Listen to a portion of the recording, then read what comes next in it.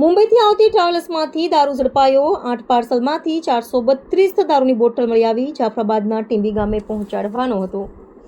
Bhavnagar parole flow સ્કોડે બાતમીના આધારે સિત્સર ચોકડી પાસે ટ્રાવેલ્સ બસ રોકી તપાસ કરતા પાછળની ડિક્કીમાંથી પ્લાસ્ટિકમાં વીંટાળેલા 8 પાર્સલમાંથી ઇંગ્લિશ દારૂનો જથ્થો મળી આવ્યો હતો। પોલીસે ₹63,000થી વધુનો મુદ્દામાલ કબજે લઈ બસના 2 ડ્રાઈવર અને ક્લીનરની પૂછપરછ હાથ ધરી હતી।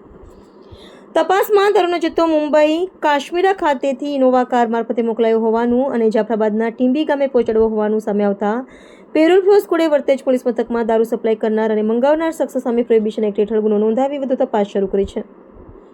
આ બનાવ અંગે વર્તેજ પોલીસ મથકેથી મળતી વિગત અનુસાર ભાવનગર એલસીબી તથા પેરોલ ફ્લો સ્કોડે વહેલી સવારે પોલીસ સ્ટાફ શહેર વિસ્તારમાં ખાનગી વાહનમાં પેટ્રોલિંગમાં હતો તે દરમિયાન મળેલ બાતમીના આધારે બસની પાછળની ડિક્કીમાં દારૂના પાર્સલ ભરી નારી ચોકડીથી તળાજા તરફ લઈ જવાઈ રહ્યા છે, જેના આધારે પોલીસ ટીમે સિત્સર ચોકડી નજીક જાહેર રોડ ઉપર વોચ ગોઠવી હતી।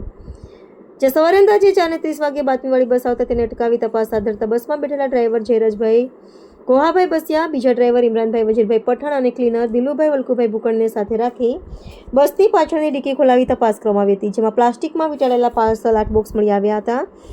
જેના તલાશી લેતા અલગ અલગ કંપનીની ઇંગ્લિશ દારૂની 432 સેલ્ફેક બોટલો મળી આવતા પોલીસે ₹63,720નો મુદ્દામાલ કબજે લીધો હતો।